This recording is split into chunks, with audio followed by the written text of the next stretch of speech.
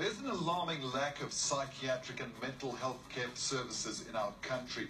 Now we hear about plans to build a huge psychiatric hospital in Kimberley 12 years ago have been mired in controversy and mismanagement. That is while some mental patients are left on the streets or rotting in prisons. Claire has the story. Sarah Jacobs seldom has someone to talk to about her 30-year-old son. Hy vat sy pille en soeker te wen en sê ek wil hom doodmaak.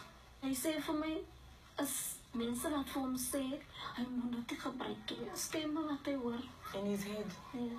Mark was 18 when the frightening hallucinations started. Hy tom begin kaal uittrek, rondgehardloop in strate.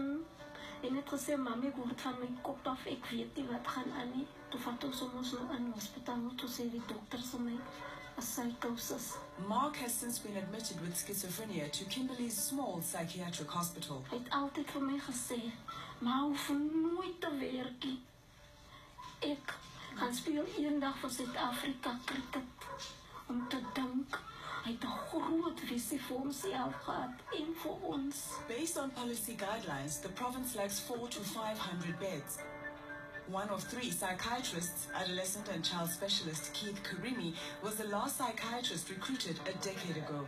Quite a few patients end up being at home on the streets. Acutely ill patients, suicidal patients, patients who are psychotic, aggressive, violent, and committing crimes because, they are in psychotic states. When beds are needed, Mark sometimes gets to come home. Ek was in die huis in besig, toe slaan hy my, toe hardloop ek oor na die neighbors toe, en daar het hy my in die huis in gekry, en my so geslaan, ek het gedink ek gaan die dag dood. Toe die polisie kom, toe sê my meisiekind van, weet wat jy aan mami gedoen? Hy ken van niks wat ek gedoen het. Mark still has his freedom, but many patients await placement in prison, some for years. DA Provincial Deputy Chairperson Karen de Kock reported it to the Human Rights Commission.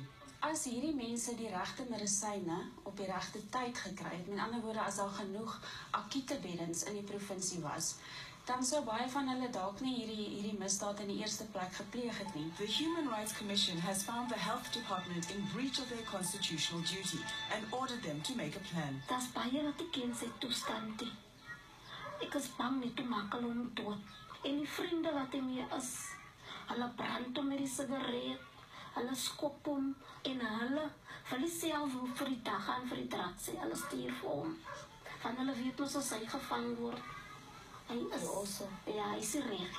Provincial politics severely affects the plight of psychiatric patients. In 2011, Carte Blanche exposed several government projects born in the era of John Block's tenure at Public Works. Block was found guilty of corruption last month in a case involving undue benefits he received from his companies getting government work.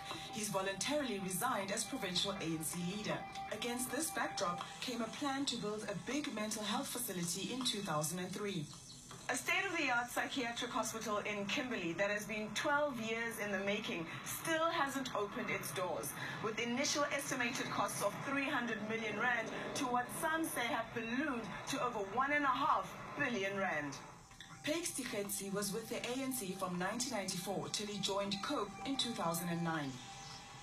He was finance MEC when the first construction tender was awarded to Vista Park developers. Towards 2005, a red flag started